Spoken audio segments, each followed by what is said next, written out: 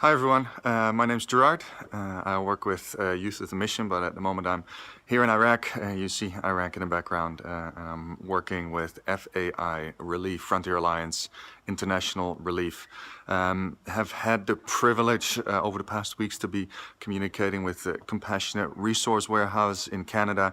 And first of all, just wanted to give an incredible shout out to them for their generosity, for their incredible capacity to mobilize resources and to help frontliners like ourselves. And so I've been working here for the past 2.5 months in a frontline capacity, responding to internally displaced people, IDPs, refugees coming from the Mosul area that have basically been walking the plains of Nineveh, just the sandy, dusty, cold plains, and coming at front lines and berms, literally walking out of war. And that's where we've been able to respond. So I wanted to give an incredible word of thanksgiving to the team there and everything that they are mobilizing for the container. Also to all of you partners who are giving and are still considering to give. Thank you so much. We're working with lots of families with a lot of young children that are basically, they're just walking from their city and they're crossing into a new nation from Mosul into Kurdish Iraq, Kurdistan.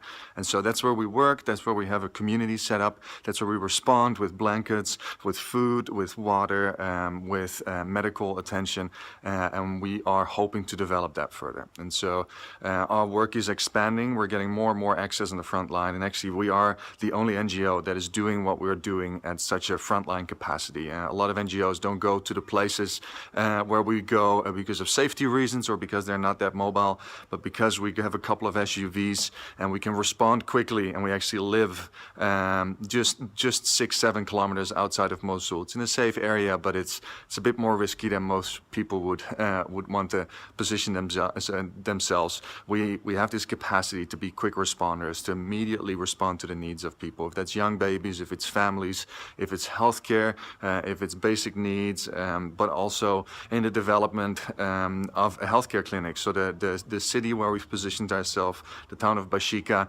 is a town that was recently liberated from ISIS, and it's been very much destroyed in its liberation, but we found a house that's still standing.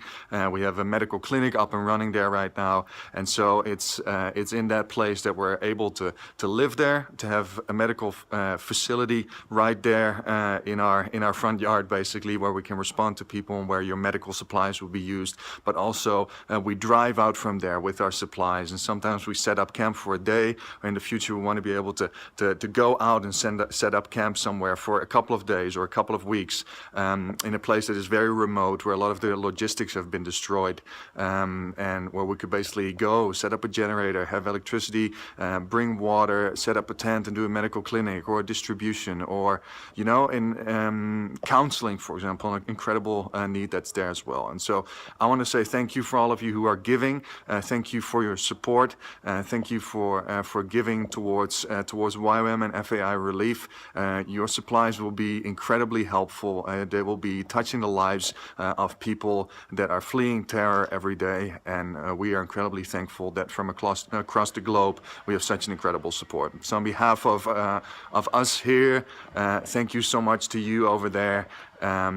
Special word of thanksgiving to Dell and all that she's been initiating there. You are fantastic, and we can't wait for the container to get here. Give towards it. It's a fantastic initiative that we're running here. We're seeing great favor and doors of opportunity open, and people that are in need of aid are getting it as soon as they can in a place where no one else is giving it to them. So thank you.